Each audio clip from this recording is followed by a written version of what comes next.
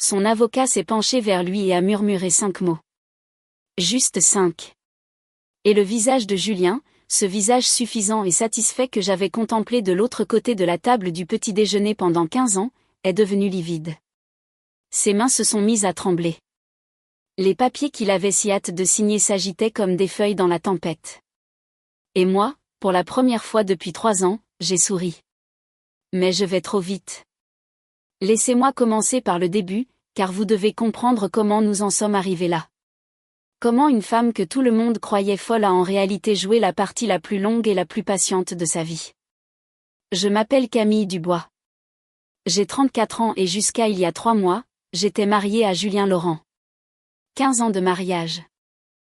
C'est plus long que la plupart des relations dans le showbiz, plus long que l'existence de certains petits pays, et certainement plus long que ma patience n'aurait dû durer. Mais je suis une femme têtue.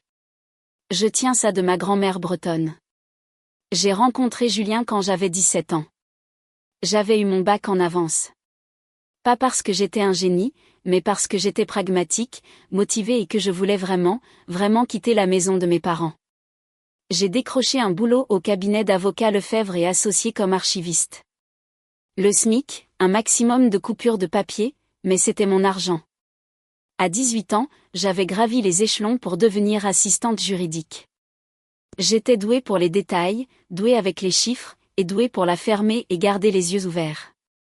Julien avait 24 ans quand nous nous sommes rencontrés lors d'un événement client, charmant, ambitieux, plein de rêves de bâtir un empire immobilier.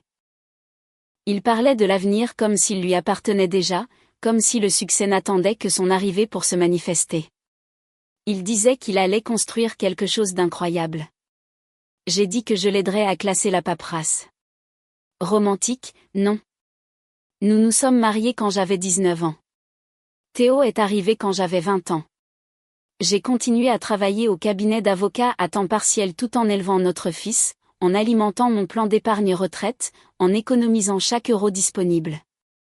Ma grand-mère disait toujours qu'une femme devait avoir son propre argent. Pas de l'argent secret, précisait-elle, juste le sien. Quelque chose que personne ne pourrait lui prendre. À 23 ans, l'entreprise de Julien a enfin décollé. Il m'a demandé de quitter le cabinet pour l'aider à temps plein. Il avait besoin de quelqu'un pour gérer la comptabilité, s'occuper des clients, coordonner les entrepreneurs, quelqu'un en qui il pouvait avoir une confiance absolue. Alors, je suis devenue son tout, non rémunéré. Comptable, chef de bureau, liaison client, décoratrice d'intérieur pour les appartements témoins, coordinatrice marketing, organisatrice d'événements. Je faisais tout ça tout en élevant Théo, en gérant notre foyer et en gardant tout le monde nourri et raisonnablement heureux. Mon titre officiel était épouse. Mon titre officieux était tout le reste. Pendant 11 ans, je me suis investie corps et âme pour bâtir le rêve de Julien. Et pendant 11 ans, il a récolté les lauriers, les prix, la reconnaissance. À chaque événement du secteur immobilier, j'étais la femme de Julien. À chaque célébration, il remerciait son équipe, ses mentors, sa vision. Mais d'une manière ou d'une autre, il ne trouvait jamais le moment de me remercier. Quelque part en chemin, les choses ont changé. Il a commencé à prendre des décisions sans me consulter. Il a commencé à rester tard au travail de plus en plus souvent. Il a commencé à critiquer des petites choses, ma façon de m'habiller, les plats que je cuisinais, mon manque d'ambition. Mon manque d'ambition. Je gérais tout son back-office gratuitement tout en élevant son fils et en organisant sa vie. Mais bien sûr, pas assez ambitieuse. Puis, il y a 3 mois, il a lâché la bombe. Il est rentré un mardi soir. Je préparais le dîner. Son préféré en fait, une blanquette de veau, parce qu'apparemment, je suis masochiste pour les efforts non appréciés. Il m'a fait asseoir à la table de la cuisine avec ce regard. Pas triste, pas désolé, juste professionnel. Je veux divorcer, a-t-il dit. Et aussi, je veux la maison, les voitures, l'entreprise, tout. Tu peux garder Théo. Il a dit ça comme s'il commandait sur un menu. Je prendrai les actifs. Gardez l'enfant. Merci. Tu gardes Théo, comme si notre fils de 15 ans était un reste de pizza, comme s'il était un inconvénient qu'on m'autorisait gracieusement à garder. Je l'ai juste regardé. 15 ans de mariage et c'est comme ça que ça finissait, à notre table de cuisine, entre la salière et le beurrier, comme si j'étais juste un autre objet qu'il jetait. Ce que je ne savais pas à ce moment-là, ce que je ne découvrirais que plus tard, c'est que Julien planifiait ça depuis des mois. Il avait déjà un avocat, Maître Bernard. Cher et expérimenté. Il avait construit sa stratégie de sortie pendant que je préparais ses repas et prenais ses rendez-vous chez le dentiste. J'avais été prise au dépourvu par un homme à qui j'avais tout confié. Le lendemain, sa mère a débarqué. Chantal Laurent, une femme qui m'avait traitée comme la bonne pendant 15 ans, est arrivée avec sa mise en pli parfaite et son visage de compassion parfaitement répété. Elle m'a tapoté la main et m'a dit que j'aurais dû faire plus d'efforts pour le rendre heureux. Les hommes ont des besoins, ma chérie, a-t-elle dit, comme si elle expliquait quelque chose de compliqué à un enfant lent. Les conseils de Chantal sur le mariage étaient toujours fascinants, considérant que son mari passait 7 jours sur 7 au golf, spécifiquement pour éviter d'être dans la même pièce qu'elle. Mais bien sûr, c'était moi le problème. Cette première semaine a été floue. Julien m'a déplacé dans la chambre d'amis. Il avait fait rédiger des documents, proposé des règlements, établi des délais. Tout allait si vite et j'avais l'impression de me noyer. Tout le monde voyait une femme dont le monde venait de s'effondrer. Une épouse jetée après 15 ans de service. Une victime qui n'avait rien vu venir. Mais voilà le truc. Ce que Julien ne savait pas, ce que personne ne savait, c'est que j'avais trouvé quelque chose il y a 3 ans. Quelque chose d'enterré dans ses propres dossiers financiers. Quelque chose qu'il pensait caché pour toujours. Et je me préparais calmement, patiemment depuis lors. Avant de continuer, si vous aimez cette histoire, cliquez sur le bouton s'abonner et dites-moi dans les commentaires d'où vous regardez et quelle heure il est chez vous. Je lis chaque commentaire. Merci. Revenons au désastre. Une semaine après l'annonce, Julien avait complètement pris le contrôle. La chambre d'amis est devenue ma résidence permanente dans ce qui était autrefois notre maison. Mon dressing a rétréci, passant d'un walk-in à 2 petites sections qu'il m'a gracieusement permis de garder. Le message était clair, ce n'est plus ta maison. En 2 semaines, il a commencé à la ramener. Léa Morel, 27 ans, travaillait dans son entreprise. Évidemment. Elle avait ce look parfait pour Instagram. Mèche blonde, ongles parfaits, leggings de yoga qui coûtaient plus cher que mes courses hebdomadaires. Elle est entrée dans ma cuisine comme si elle lui appartenait, a porté mon tablier, le tablier de ma grand-mère, tout en faisant des smoothies dans mon mixeur. Elle était plus jeune que mon mariage, plus jeune que mon sac à main préféré, mais elle faisait des smoothies incroyables, alors j'imagine que c'est déjà ça. Julien la paradait comme un trophée. Il s'asseyait sur mon canapé, regardait ma télévision, mangeait dans mes assiettes. Il mettait son bras autour d'elle juste devant moi comme si j'étais un meuble, comme si j'avais déjà disparu. L'humiliation s'intensifiait chaque jour. D'abord, il a annulé ma carte de crédit personnelle. Nous devons séparer les finances, a-t-il dit comme s'il était raisonnable. Puis le compte joint. Puis il a suggéré que je devrais probablement trouver un autre endroit où rester pendant que nous réglions les choses. Ma propre maison. Et on me demandait de partir. Chantal est venue pour m'aider à faire mes cartons. Et par aider, je veux dire qu'elle a fouillé dans mes affaires et décidé ce que je méritais de garder. Vieux vêtements, d'accord. Photos de famille, certaines d'entre elles. La boîte à recettes de ma grand-mère. Elle a hésité sur celle-là comme si elle envisageait de la réclamer pour elle-même. Ce que je n'avais pas le droit de prendre, tout bijou que Julien m'avait acheté en 15 ans. Tout meuble que j'avais choisi. Tout ce qui avait de la valeur. C'était des biens matrimoniaux, expliquait Chantal. Et Julien y avait droit. Elle a emballé mes affaires dans des sacs poubelles. Pas des cartons.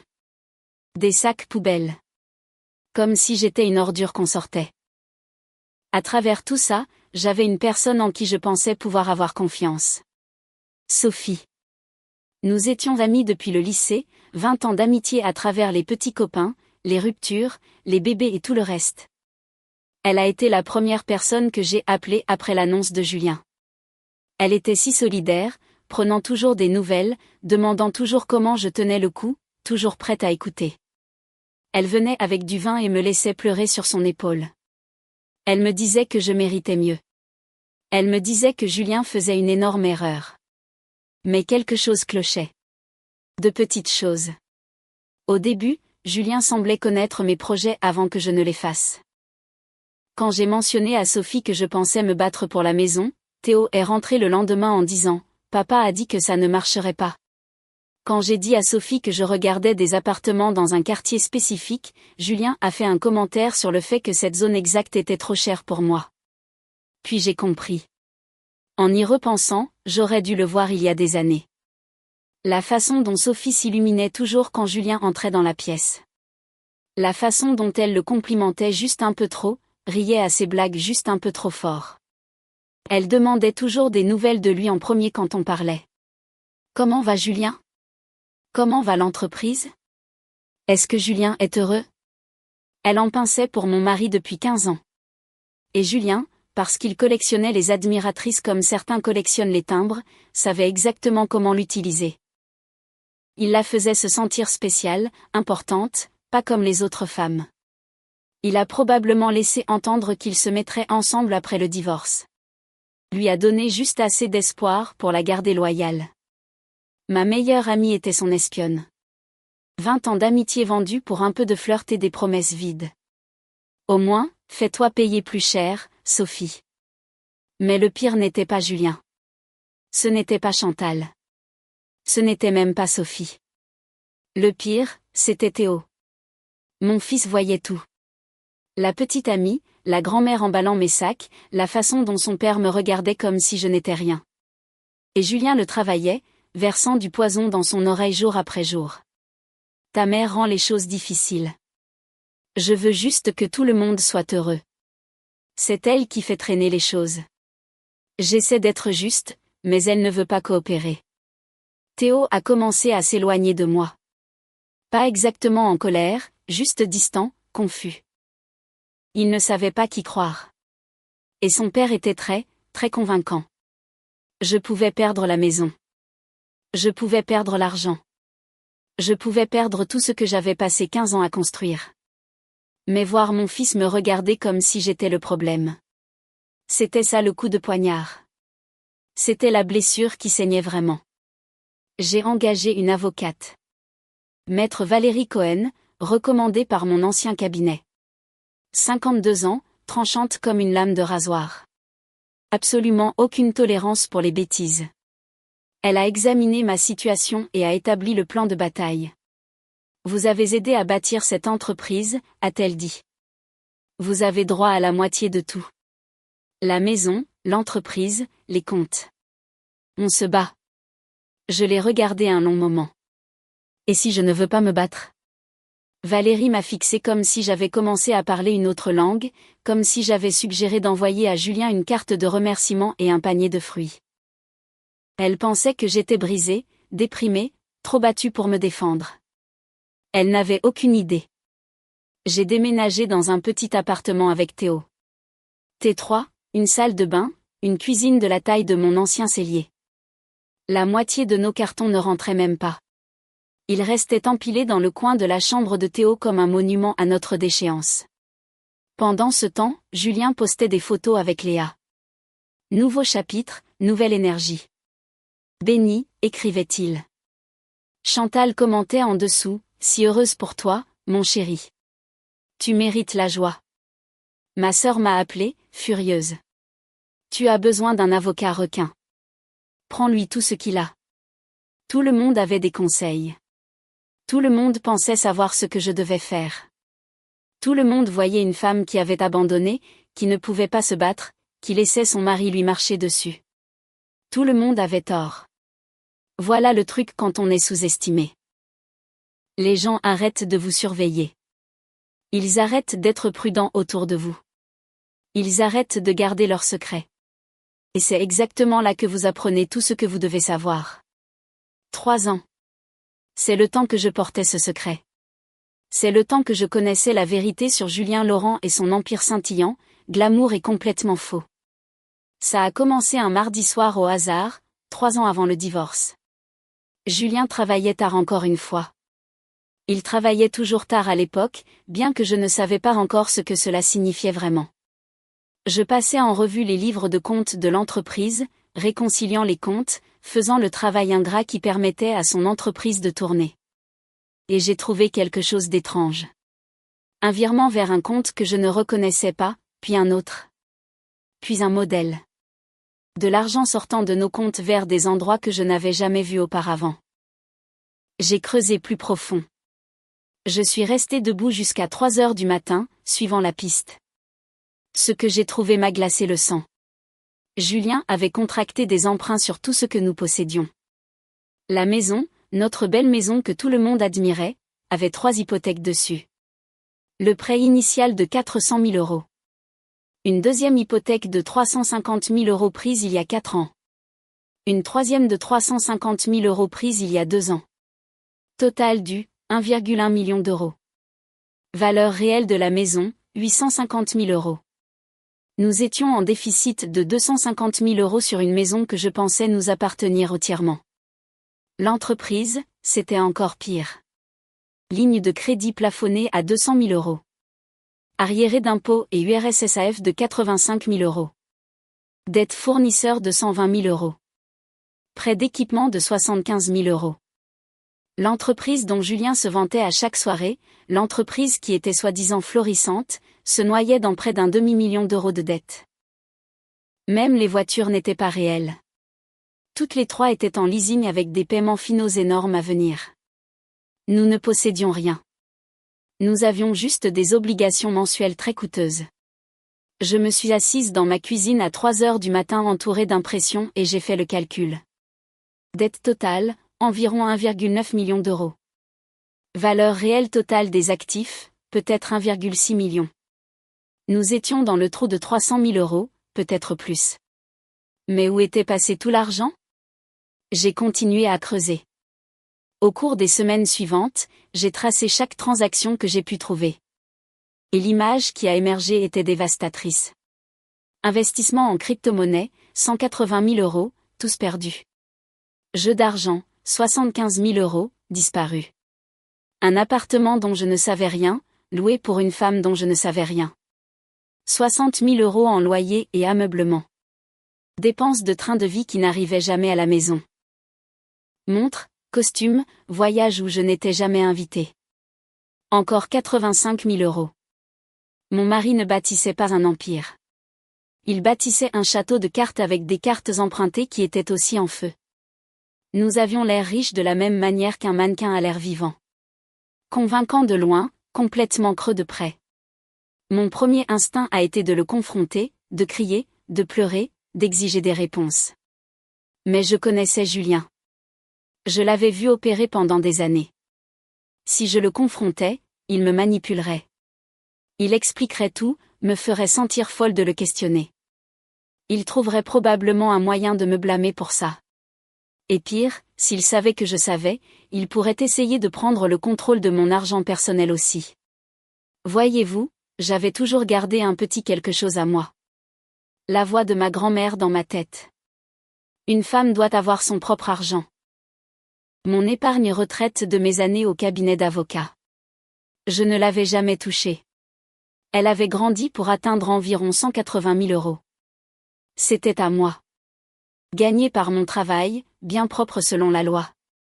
Et puis il y avait grand-mère elle-même. Elle était décédée quand j'avais 28 ans, et elle m'avait laissé 340 000 euros. Son testament était spécifique. Cet argent est pour Camille seule. Je l'avais gardé sur un compte séparé pendant 6 ans, ne le mélangeant jamais avec les finances de Julien, ne l'utilisant jamais pour les dépenses du ménage. Ma grand-mère a gardé son propre compte pendant 50 ans. Pas de l'argent secret, disait-elle toujours, juste le mien. La femme la plus intelligente que j'ai jamais connue. J'avais environ 520 000 euros qui étaient complètement, légalement, séparément à moi. Alors, je n'ai pas confronté Julien. Au lieu de cela, je me suis protégée. J'ai travaillé avec mon oncle, un expert comptable à la retraite, pour créer une assurance vie bloquée au nom de Théo. Mon épargne et mon héritage sont allés dans ce fonds. Mon nom n'y figurait pas en tant que bénéficiaire direct. Le nom de Julien n'y figurait certainement pas. C'était pour l'avenir de Théo. Les études, un premier logement, les urgences, et c'était intouchable. Puis j'ai tout documenté. Chaque document hypothécaire, chaque compte caché, chaque transaction suspecte. J'ai imprimé des copies et les ai gardées chez ma sœur. J'ai mis des copies dans un coffre-fort à la banque. J'ai tout sauvegardé sur un disque crypté. Et puis j'ai attendu. Je savais que Julien partirait un jour. Les hommes comme lui le font toujours. Ils s'ennuient ou ils trouvent quelqu'un de plus jeune ou ils décident qu'il mérite mieux. Je devais juste être prête quand ça arriverait. 3 ans d'attente. 3 ans à le regarder creuser le trou plus profond. 3 ans à sourire lors des dîners en sachant que toute notre vie était construite sur des sables mouvants. J'étais devenue très douée pour la patience et très douée pour prétendre que je ne savais pas que mon mari nous noyait financièrement tous les deux. Quand Julien a finalement demandé le divorce, quand il a exigé la maison, les voitures, l'entreprise, tout, j'ai failli éclater de rire. Il ne demandait pas des actifs. Il exigeait de la dette. Il ne le savait simplement pas encore. De retour au présent, je me suis assise en face de maître Valérie Cohen et j'ai placé 3 classeurs sur son bureau.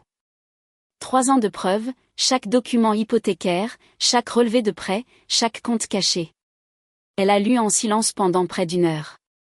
Quand elle a enfin levé les yeux, son expression s'était complètement transformée. Vous savez ça depuis 3 ans ? J'attendais qu'il parte. Je savais qu'il le ferait un jour. Et quand il a tout exigé, il a exigé toute la dette. Il ne le comprend juste pas encore. Valérie s'est adossée à sa chaise. La pitié avait disparu de ses yeux. L'inquiétude avait disparu. Ce qui l'a remplacé était quelque chose comme de l'admiration. Donc quand vous signez pour céder les actifs, vous partez les mains libres.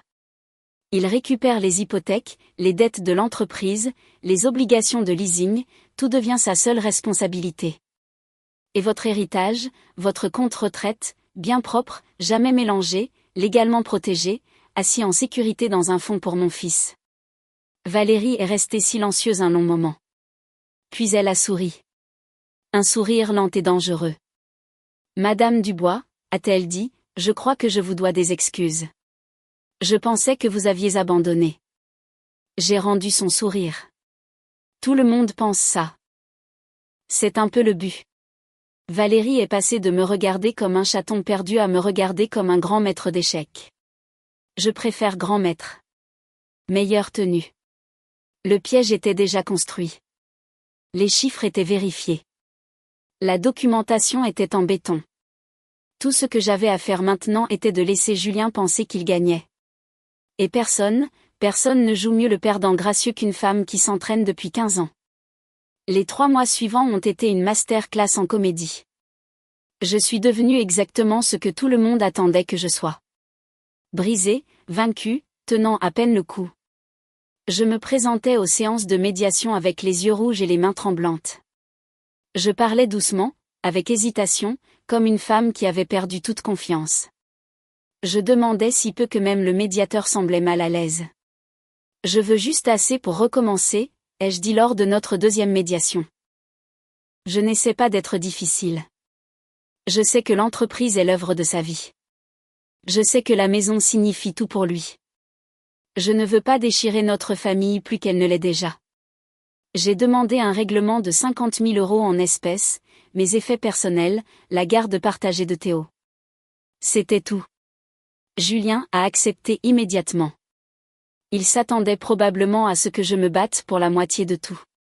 C'est ce que tout avocat raisonnable exigerait. Au lieu de cela, je demandais des miettes. Il m'a regardé de l'autre côté de cette table de médiation avec quelque chose presque comme de la pitié, comme si j'étais un animal blessé qu'il abrégeait gracieusement. Je méritais un Oscar pour cette performance, ou au moins un César.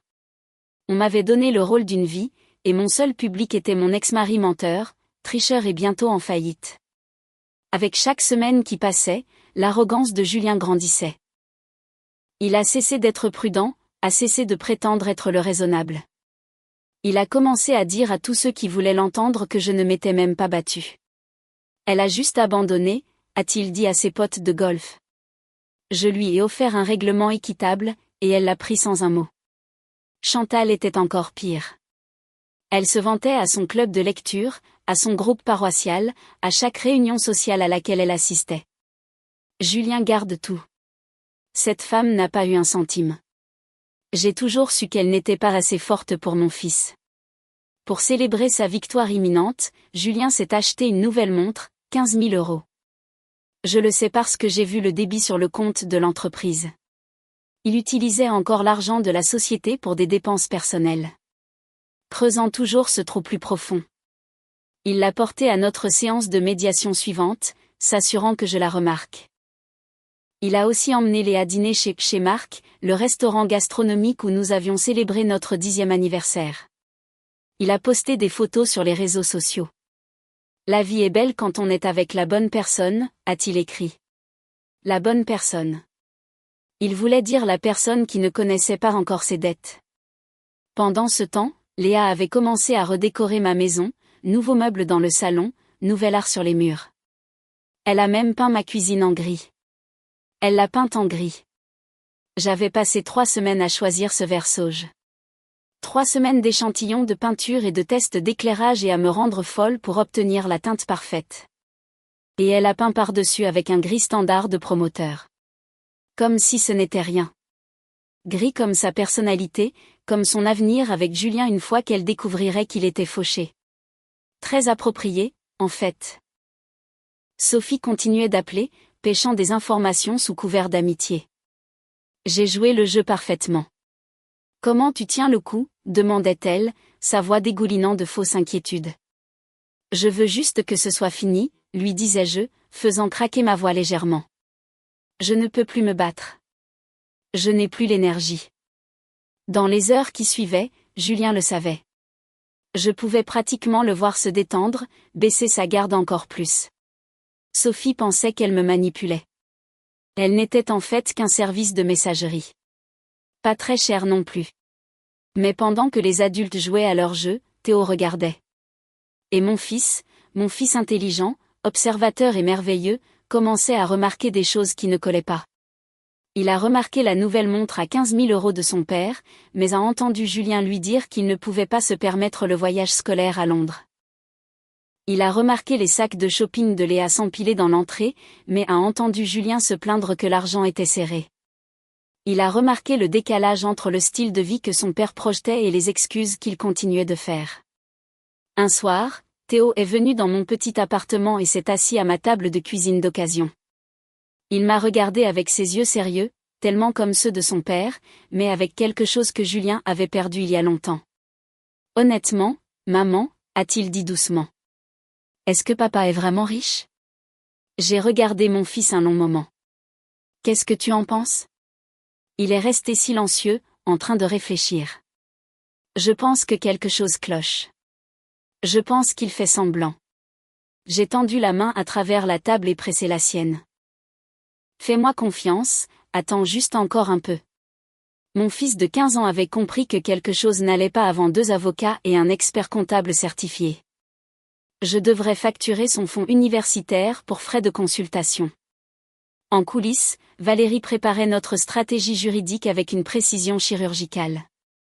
L'accord de divorce principal stipulait clairement que je renonçais à toute réclamation sur les biens matrimoniaux. La maison, l'entreprise, les véhicules, tout irait à Julien. En échange, je recevrais mon modeste règlement en espèces et partirais. Mais attaché à cet accord, il y avait une annexe, un état détaillé du passif. Chaque dette, chaque hypothèque, chaque prêt, chaque obligation liée à ses actifs. Quand Julien signerait pour tous les actifs, il assumerait légalement toutes les responsabilités. Les hypothèques deviendraient sa seule responsabilité. Les dettes de l'entreprise lui seraient entièrement transférées. Les obligations de leasing sur les voitures seraient son problème unique. Tout était là, noir sur blanc. Légal, propre, dévastateur. Les documents juridiques sont comme de la poésie, m'a dit Valérie. De la poésie ennuyeuse et coûteuse qui peut ruiner la vie de quelqu'un. Mon genre préféré. 2 semaines avant l'audience finale, Maître Bernard, l'avocat de Julien, a appelé Valérie avec des inquiétudes. Mon client assume des actifs importants, a dit Bernard prudemment. Je voudrais demander un audit financier complet avant de finaliser. Juste pour tout vérifier. Valérie a gardé une voix neutre. Bien sûr, nous fournirons toute la documentation dont vous avez besoin. Mais quand Bernard a présenté cela à Julien, mon futur ex-mari l'a immédiatement rejeté. Pas d'audit, lui a dit Julien. J'ai bâti cette entreprise. Je sais exactement ce qu'elle vaut. Je ne vais pas payer un comptable pour me dire ce que je sais déjà. Bernard a insisté. Je recommande fortement que nous vérifions les valeurs des actifs avant que vous ne signiez. C'est un risque SIG. Non. Julien l'a coupé. Léa veut que ce soit fait. Je veux que ce soit fait. Plus de délai. Maître Bernard pratiquait le droit depuis plus de 30 ans. Il savait quand un client était sur le point de faire une erreur. Il savait aussi qu'il ne pouvait pas forcer quelqu'un à suivre ses conseils. Il a présenté à Julien une décharge, un document reconnaissant que Bernard avait recommandé un examen financier indépendant et que Julien refusait contre l'avis de son conseil. Julien l'a signé sans le lire. Tout comme il signerait tout le reste sans lire. Ne sous-estimez jamais le pouvoir d'une petite amie impatiente pour faire sauter les petits caractères à un homme. Léa valait des millions pour moi en stratégie juridique. Bref, la veille de l'audience, Julien m'a envoyé un SMS. Merci de ne pas rendre les choses moches. J'ai fixé ce message pendant un long moment. 15 ans de mariage, 15 ans à bâtir son entreprise, élever son fils, gérer sa vie, et il me remerciait de ne pas lui rendre les choses difficiles pendant qu'il me jetait. J'ai répondu, je veux juste ce qu'il y a de mieux pour Théo. Ce qu'il y a de mieux pour Théo. Son fonds fiduciaire, son avenir assuré, et un père qui était sur le point d'apprendre la leçon la plus chère de sa vie. Valérie m'a appelé ce soir-là. Jeudi à 9h. Audience finale. Juge Patricia Martin. Vous êtes prête? J'ai regardé autour de mon petit appartement, les meubles d'occasion, les cartons encore non déballés dans le coin, la petite cuisine que j'avais peinte en vert sauge parce qu'elle me rappelait l'espoir. Je suis prête depuis 3 ans. 3 ans d'attente et c'était enfin là. Je me sentais comme une enfant le matin de Noël, si le matin de Noël impliquait un tribunal de divorce et une vengeance financière. Jeudi matin, 9h. Julien entrerait dans cette salle d'audience en s'attendant à récupérer son prix.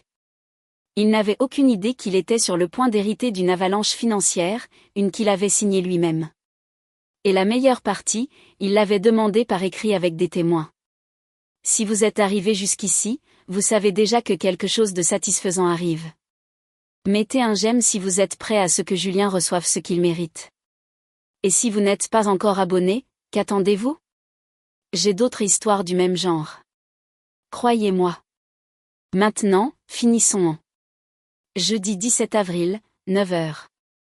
Salle d'audience 4B. Je me souviens de chaque détail de cette matinée. La façon dont la lumière du soleil traversait les hautes fenêtres, l'odeur du vieux bois et de l'encaustique, le murmure calme des avocats brassant des papiers.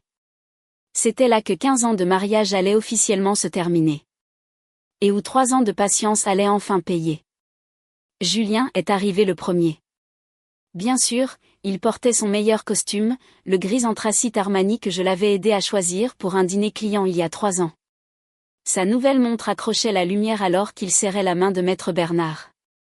Il avait l'air confiant, détendu, comme un homme sur le point de conclure une affaire très favorable. Léa attendait dans le couloir. Elle n'était pas autorisée dans la salle d'audience, mais elle voulait être là pour le soutien moral. Je l'ai aperçue à travers la porte. Maquillage parfait, sac de créateur, faisant défiler son téléphone comme si c'était juste un autre rendez-vous ennuyeux. Chantal était là aussi, assise dans la galerie. Elle s'était habillée pour l'occasion, prévoyant probablement d'emmener Julien pour un déjeuner de célébration après. Elle m'a regardé quand je suis entrée et m'a fait ce petit sourire, le genre qu'on donne à quelqu'un qu'on a déjà battu. Je suis arrivée quelques minutes après Julien. Robe bleu marine simple, pas de bijoux, cheveux tirés en un chignon bas. J'avais l'air fatiguée, vaincue, comme une femme qui n'avait plus rien pour se battre. Parfait. J'avais l'air de quelqu'un qui avait abandonné la vie et la mode simultanément. Très convaincant. Je devrais vraiment donner des cours de théâtre. La juge Patricia Martin est entrée. Et tout le monde s'est levé. Elle avait la soixantaine, cheveux argentés, lunettes de lecture perchées sur le nez, 30 ans sur le banc des affaires familiales. Elle avait vu chaque ruse, chaque manipulation, chaque mensonge que les couples en divorce pouvaient se lancer. Plus rien ne la surprenait. Elle a brièvement examiné le dossier, puis a levé les yeux. Affaire Laurent contre Dubois. Audience de dissolution finale. Je comprends que les parties sont parvenues à un accord. Maître Bernard s'est levé le premier. Oui, votre honneur. Mon client Julien Laurent assume tous les actifs matrimoniaux, y compris la résidence familiale, l'entreprise de développement immobilier et tous les véhicules associés. En échange, Madame Dubois reçoit un règlement en espèces de 50 000 €. Valérie s'est levée à côté de moi. C'est exact, votre honneur. Ma cliente accepte de renoncer à toute réclamation sur ses actifs et accepte les termes du règlement proposé. Les yeux de la juge Martin se sont posés sur moi. Elle a étudié mon visage un instant, cherchant des signes de coercition. J'imagine des signes que j'étais sous pression pour accepter un mauvais accord. Madame Dubois, a-t-elle dit, je dois confirmer que vous comprenez ce à quoi vous consentez aujourd'hui. Vous renoncez à votre droit sur des biens substantiels, le domicile familial, l'entreprise que vous avez aidé à bâtir. Êtes-vous certaine que c'est ce que vous voulez? J'ai gardé ma voix douce, légèrement instable. Oui, votre honneur, je comprends. Et vous concluez cet accord volontairement? Personne ne fait pression sur vous? Non, votre honneur. J'ai baissé les yeux vers mes mains, puis je les regardais à nouveau. Je veux juste que mon mari ait tout ce qu'il a demandé. Je veux que ce soit fini. La juge m'a étudié pendant un autre long moment. Je pouvais pratiquement voir son débat intérieur, savoir s'il fallait pousser plus fort, s'il fallait ordonner un report, s'il fallait me protéger de ce qui ressemblait à une terrible décision. Mais j'étais représentée par un avocat. Je répondais clairement. J'étais une femme adulte faisant son propre choix. Très bien, a-t-elle dit finalement. Procédons. Le greffier a distribué les documents finaux, page après page de langage juridique, signature requise sur chaque 3e page. Julien signait avec empressement, jetant à peine un coup d'œil à ce qu'il acceptait.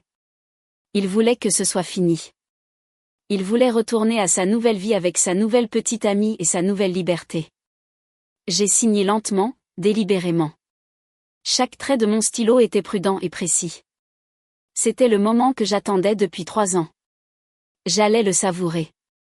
De l'autre côté de la salle d'audience, j'ai vu Julien jeter un coup d'œil à Chantal et sourire. Elle a hoché la tête en signe d'approbation. Dans le couloir, son téléphone a vibré, probablement Léa envoyant des encouragements. Il vérifiait son téléphone au tribunal pendant sa propre audience de divorce. C'est le genre d'homme qu'il était.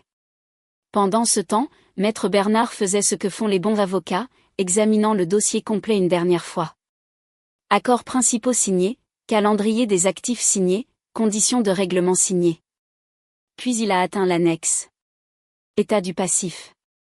J'ai regardé son visage pendant qu'il lisait, regardé la confusion scintiller sur ses traits, regardé comment il revenait une page en arrière, puis en avant comme s'il espérait avoir mal lu quelque chose. Ce n'était pas le cas.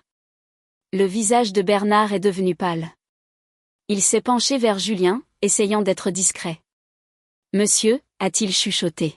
« Nous devons parler. » Julien l'a repoussé d'un geste, se prélassant encore dans sa victoire. « Pas maintenant. On a presque fini. »« Monsieur. » La voix de Bernard était plus urgente.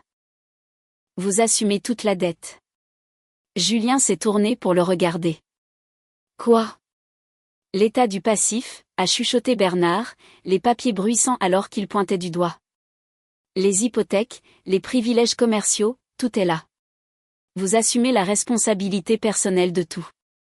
Pour la première fois, Julien a réellement regardé ce qu'il avait signé.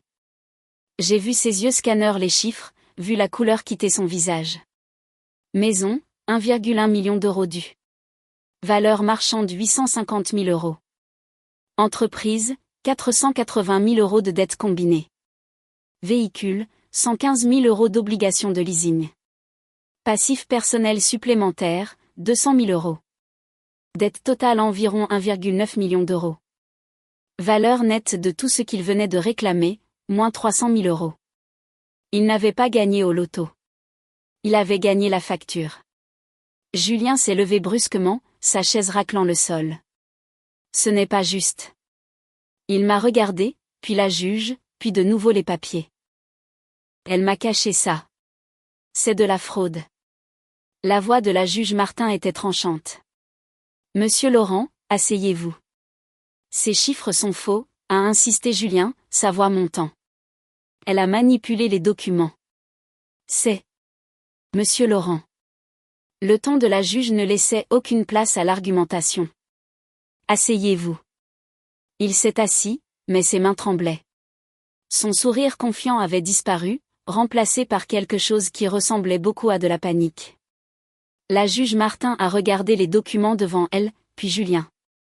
Monsieur Laurent, je regarde l'état du passif joint à cet accord. Ce sont des dettes associées aux actifs que vous réclamez. Des actifs à votre nom, votre entreprise, votre propriété. Elle l'a fixé d'un regard dur. Êtes-vous en train de dire à cette cour que vous ne connaissez pas votre propre situation financière?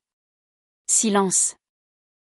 Regarder Julien essayer d'expliquer pourquoi il ne connaissait pas ses propres dettes était comme regarder un chat expliquer pourquoi il y a un vase cassé sur le sol. Fascinant et complètement peu convaincant. Maître Bernard s'est raclé la gorge. Votre honneur, je dois noter que j'ai conseillé à mon client de mener un examen financier indépendant avant cette audience. Il a refusé. J'ai la documentation. Il a produit la décharge, celle que Julien avait signée sans lire, celle qui disait en langage juridique clair que Bernard avait recommandé un audit complet, et que Julien avait refusé.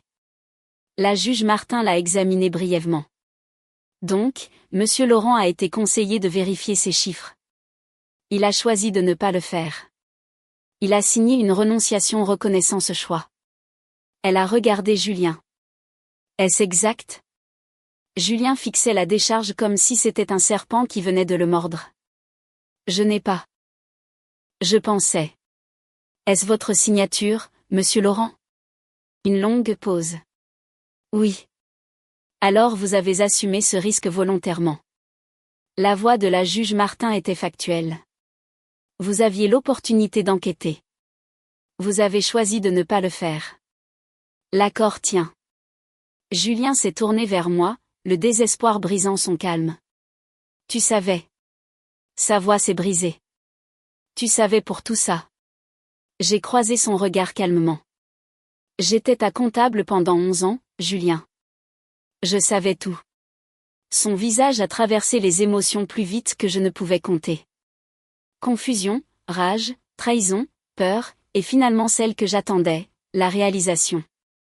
La compréhension qu'il s'était fait ça à lui-même. Je veux retirer l'accord, a dit Julien, se tournant vers la juge. Je n'ai pas compris ce que je signais. Ce n'est pas juste. La juge Martin a secoué la tête. Monsieur Laurent, vous avez signé des documents devant cette cour déclarant que vous compreniez et acceptiez tous les termes. Vous étiez représenté par un avocat compétent. Vous avez refusé un examen supplémentaire. Votre femme n'a rien caché. Ce sont vos dettes, vos hypothèques, vos obligations. Elle a fait une pause. L'accord est définitif. Le marteau est tombé. Madame Dubois, vous avez votre règlement.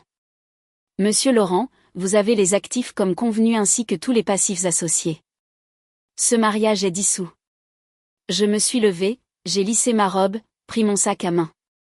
Puis j'ai regardé Julien une dernière fois. Il était affalé sur sa chaise, papiers éparpillés devant lui, tout son monde s'effondrant autour de lui. Tu as dit que tu voulais tout sauf Théo, ai-je dit doucement. Je t'ai donné exactement ce que tu as demandé. Je suis sortie de cette salle d'audience sans me retourner. Dans le couloir, je pouvais entendre la voix de Julien monter, hurlant sur Maître Bernard, exigeant de savoir comment c'était arrivé, menaçant de procès. Les réponses calmes de Bernard, je vous ai dit de faire un audit. Je l'ai par écrit. Vous avez refusé. À travers les portes vitrées, j'ai vu le visage de Léa changer alors qu'elle écoutait. Je l'ai vu regarder Julien. Vraiment le regarder. Et voir autre chose que l'homme d'affaires prospère qu'elle pensait obtenir. Elle était partie avant que j'atteigne l'ascenseur, marchant vite, les talons claquant sur le sol en marbre, sans se retourner. La sortie de Léa a été plus rapide que son entrée dans mon mariage. Au moins, elle était cohérente. Je suis sortie sous le soleil d'avril. Le ciel était bleu. L'air était chaud. Quelque part derrière moi, mon ex-mari hurlait sur son avocat à propos de l'équité et de la fraude et comment rien de tout cela n'était de sa faute. Devant moi, il y avait une nouvelle vie. Plus petite qu'avant, plus simple, mais complètement, entièrement la mienne. L'effondrement s'est produit plus vite que je ne l'espérais. En 2 semaines, Léa avait déménagé de la maison, emballé ses affaires au milieu de la nuit, laissé un mot qui disait « Ce n'est pas ce pourquoi j'ai signé ». La cuisine grise est restée vide. En 1 mois, Julien a essayé de vendre la maison. Mais quand vous devez plus que ce que vaut la chose, il n'y a pas d'acheteurs, juste des banques qui appellent pour des paiements manqués et des agents immobiliers suggérant des ventes à perte. En 2 mois, l'entreprise a commencé à faire défaut. Les fournisseurs ont intenté des procès. La ligne de crédit a été gelée. L'entreprise que Julien avait passé 15 ans à bâtir, l'entreprise que j'avais passé 11 ans à soutenir, tombait en poussière. En 3 mois, Julien rencontrait des avocats spécialisés en faillite. L'homme qui s'était vanté de son empire calculait maintenant quels actifs il pouvait protéger des créanciers. La réponse était presque rien. Le fils parfait de Chantal appelait les membres de la famille pour demander des prêts, se présentant chez des proches avec des excuses et des explications. Personne ne savait pour la dette. Camille a dû la cacher d'une manière ou d'une autre. J'ai été piégée. Mais les documents racontaient une autre histoire. Les hypothèques étaient à son nom. Les prêts étaient à son nom, les dettes de jeu, les pertes crypto, l'appartement secret, tous ses choix, toutes ses signatures. J'ai entendu dire que la lettre de vœux de Noël de Chantal cette année-là était très courte. Julien explore de nouvelles opportunités. Oui, des opportunités en restructuration de dettes. Les conflits parallèles se résolvent d'eux-mêmes avec une sorte de symétrie poétique. Sophie m'a appelé environ 1 semaine après l'audience. Sa voix tremblait. Je n'avais aucune idée que les choses allaient si mal. Je suis tellement désolée, Camille. Je n'ai jamais voulu. Je pensais que Julien et moi. Je n'ai pas répondu, je n'ai pas donné la fermeture qu'elle cherchait. Certains ponts ne sont pas faits pour être réparés. Certaines amitiés ne méritent pas une seconde chance. 20 ans d'histoire trahie pour un clin d'œil et des promesses vides d'un homme qui utilisait tout le monde autour de lui. Elle a essayé d'appeler 3 fois de plus, puis elle a arrêté. J'imagine qu'elle attend toujours que Julien la remarque. Elle attendra longtemps. Chantal a essayé une approche différente, passant par Théo. Dis à ta mère que je ne savais pas pour les problèmes d'argent. Dis-lui que je suis désolée de la façon dont je l'ai traité. Dis-lui que je veux parler. Théo a regardé sa grand-mère, la femme qui avait emballé les affaires de sa mère dans des sacs poubelles, qui avait traité sa mère de moins que rien, qui s'était rangée du côté de son père sans une seule question, et a dit « Maman est occupée à construire sa vie. Elle n'a pas le temps pour les excuses. » Chantal voulait le pardon. Je voulais la paix. Devinez laquelle de nous a obtenu ce qu'elle voulait. Théo, mon fils merveilleux, intelligent et observateur. Il a finalement tout compris. Pas parce que je lui ai expliqué, mais parce qu'il l'a deviné lui-même. Il a vu les documents du tribunal. Il a entendu les excuses de son père. Il a regardé Léa partir. Regardé Chantal paniquer. Regardé toute la façade s'effondrer. Un soir, environ 1 mois après le divorce, il s'est assis avec moi dans mon petit appartement. Celui avec la cuisine vert sauge. Celui avec les meubles d'occasion et les cartons enfin déballés. Tu as attendu 3 ans, a-t-il dit doucement. Tu savais tout ce temps et tu as juste attendu. Je voulais m'assurer que tu étais protégé. Je lui ai dit que quoi qu'il arrive entre ton père et moi, j'avais besoin de savoir que tu serais OK. Le fonds bloqué. 520 000 € en sécurité et intouchable. Il est resté silencieux un moment. Puis il m'a serré dans ses bras. Vraiment serré. Le genre de câlin que je n'avais pas reçu de mon fils de 15 ans depuis des mois.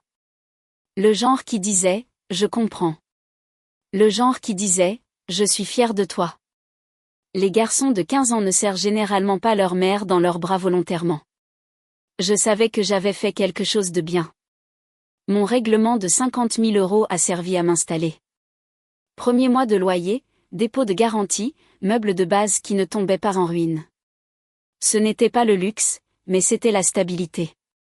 Le fonds bloqué est resté exactement où il était. L'avenir de Théo, les études, peut-être un premier logement un jour, un filet de sécurité que personne ne pourrait lui prendre.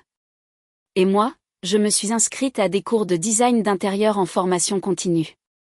Le rêve que j'avais mis en pause quand j'avais 23 ans pour aider Julien à bâtir son empire. Je bâtissais enfin le mien. J'ai commencé petit. Ma première vraie cliente était une femme nommée Sandrine, 52 ans, sortant tout juste d'un mariage de 28 ans. Elle se tenait dans son nouvel appartement vide, l'air perdu quand elle m'a demandé « Comment on recommence ?» J'y ai réfléchi un moment. Une pièce à la fois, une couleur à la fois, un jour à la fois. Nous avons peint sa cuisine en vert sauge. Elle a pleuré quand elle l'a vu. Des larmes de joie, a-t-elle dit. La couleur des nouveaux départs. Environ 3 mois après la finalisation du divorce, Julien s'est présenté à mon appartement. Je l'ai à peine reconnu. Il avait perdu du poids, pas du bon genre.